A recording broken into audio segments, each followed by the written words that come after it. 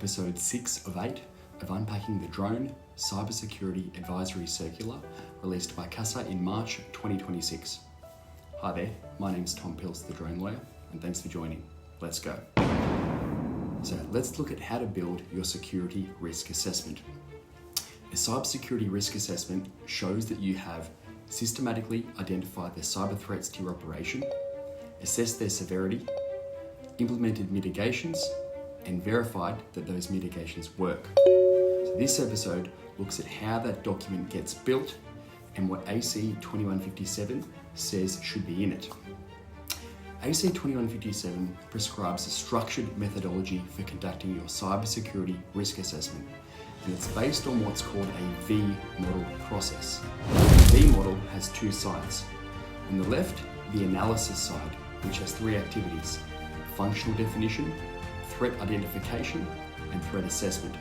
And on the right, the verification side, which has corresponding activities of threat mitigation, security validation, and security evidence.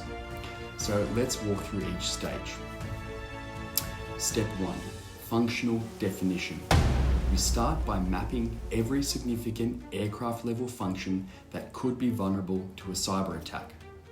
These functional elements can include your C2 link, your flight control system, ground control or remote pilot station. That is, every function that, if compromised, could affect the safety of the flight. Step 2, threat identification. For each function you've identified, you work through the STRIDE threat taxonomy. Remember, STRIDE stands for spoofing, tampering, repudiation, information disclosure, denial of service, and elevation of privilege, which we covered back in episode 4. And then you systematically identify which of those threats apply.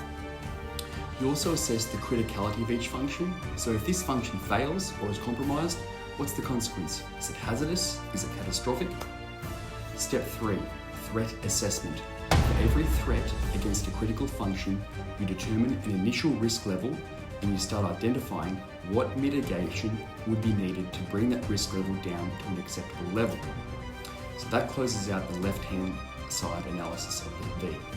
Then we cross to the verification side. So step 4, threat mitigation. This is where those mitigations get implemented. AC 2157 allows both physical mitigations, things like hardware separation and secure architectures, and logical mitigations, things like cryptographic authentication and partitioned operating systems. So you document the intended final risk level once the mitigation is in place. Step 5, security verification. For each threat and its corresponding mitigation, you verify that the mitigation has been successfully implemented and that it actually reduces the risk to the targeted level. And then step 6, security evidence. This is about maintaining documents to demonstrate that the security risk assessment has been performed. And that's the 6 steps of the V model. Thanks for joining. The lawyer's in your corner of the sky.